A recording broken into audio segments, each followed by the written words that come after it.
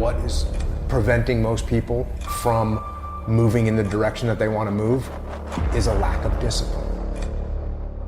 And no one wants to hear that answer. It's the harshest answer.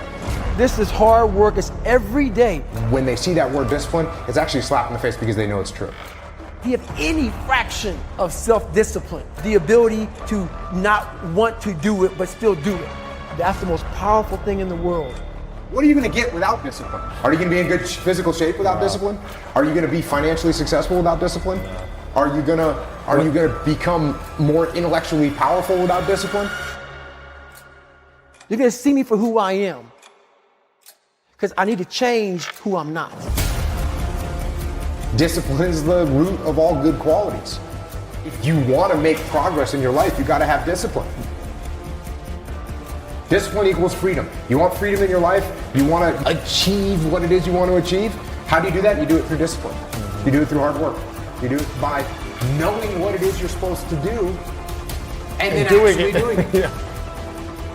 You have to face yourself. What am I going to do today to change what I see in this mirror? It starts with yourself, man. Through hard work, you can outwork anybody. Like, I'm going to be extreme in my discipline. Somebody asked me that on social media. How do you master discipline? I'm like, you don't. You don't. You keep working at it though. Every day. Yes. It takes power. It takes effort. It takes discipline to break the old you. What gives you confidence, not being afraid, is overcoming the fear. There's no one in the world that enjoys taking criticism. It's in the discomfort zone is where my confidence is getting The built. tougher things you go through, the more confidence you're going to have. The more confidence you have, the better you're going to get. But I'm going to work and try and make myself better. And that's the mentality you have. A lot of us who are afraid of something, we allow our minds to choose the path of least resistance, so we go a different route. What I did was what I knew how to do, which was work. You figure it out by going inside yourself. Because being a warrior takes a whole different mindset. That's what I'm going to do. When I was a little tiny kid, 5, 6, the only thing I could remember was wanting to be some kind of commando.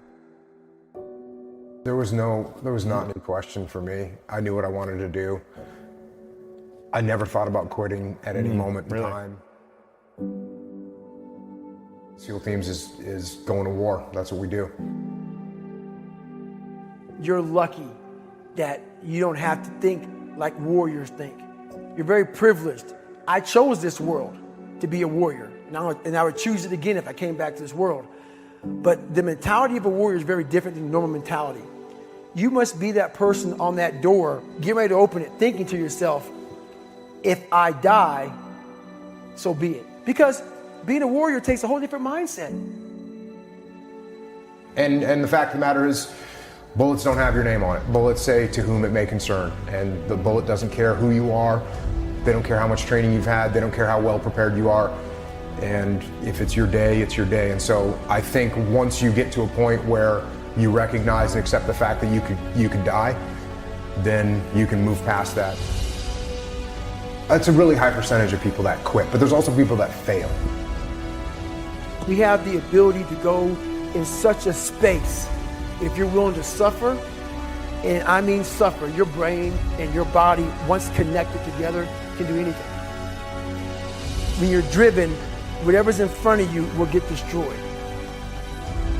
I was just a scared kid that found drive and passion to be something much better than what he thought he was. And that's why I talk about the warrior mentality. The only way you can go in that door is knowing there's a great chance you're gonna die. I worry about missing out on opportunities that I have because I got friends that will never get the chance to execute on opportunities because they didn't come home. And that's literally what I told my guys was we've crossed the line, and there's no possible way to replace or describe or overcome the amount of just heart-wrenching sadness that you feel when you lose a teammate. I didn't know what to do, and I didn't know what to say. First time, second time, third time, what I did was, and I told my guys, I don't know what to do. I don't know what to tell you. The only thing that I know to do is to go back to work. And I do know this, if Mark was here, he would want us to go back to work. And so we're gonna lock and load our weapons, and we're gonna go do what we do. That's the reality of combat. When you see people in these hard situations, that's when human nature gets revealed. And the more you can understand human nature, the better leader you're gonna be. There's only one type of human being that can't improve as a leader, and that...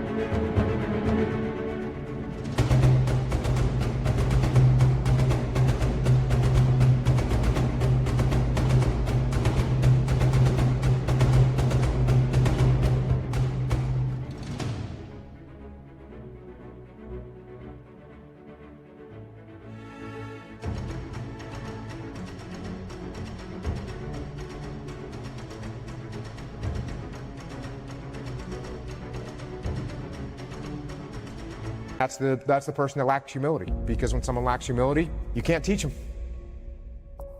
A leader has to be balanced. The older I get, the less I know. One of the things that I realized in a leadership position is that the words that you say matter, the actions you take matter. People are listening, people are watching, people are respecting or disrespecting you based on how you carry yourself. Relationships and trust are almost the same word, right?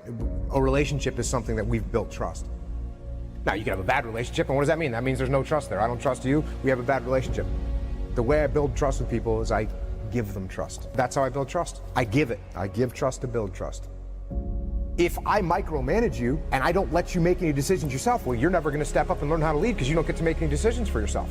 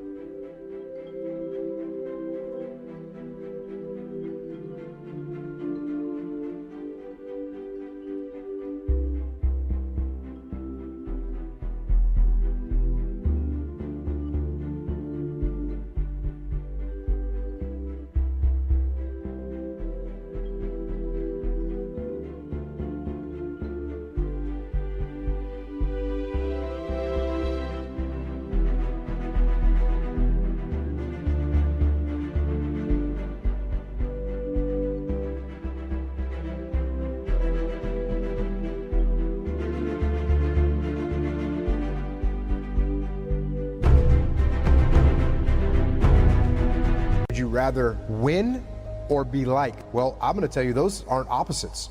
The team that likes each other, they win. I'm trying to take the lessons that I was lucky enough to learn and get them to as many people as I can so they don't have to suffer through the same mistakes that I made. I mean, you're always going to have regret. You know, I don't spend a lot of time with regret. That's good. You know, because there's not much that you can do about it. Yeah. So what the way I look at regret is, what did I learn from it? What did I learn from whatever thing I'm looking at that I know I could have done a better job, could have done different? There's a million things like that, but I don't sit there and think about them all day long. What I think is like, hey, here's the lessons that I learned from them. I won't make those mistakes again and move forward. Every single day for me, it starts at ground zero. I've got to go forward with an open mind, with a humble mind, looking at the world. When somebody gives you feedback, you listen to it. Number one, you got to be humble. And if you're not humble, you're not looking for feedback and you're not listening to it. No feedback, no improvement. Feedback is built upon being humble. everything that I look at, I try and look at from a humble perspective. And if you don't do that, it's going to be a problem. If I'm looking down the sights of my weapon and I'm shooting, my world is this big. The minute that I stop shooting, point my weapon at high court, take a step back and actually look around, I can see infinitely more. Eventually you got to start doing it.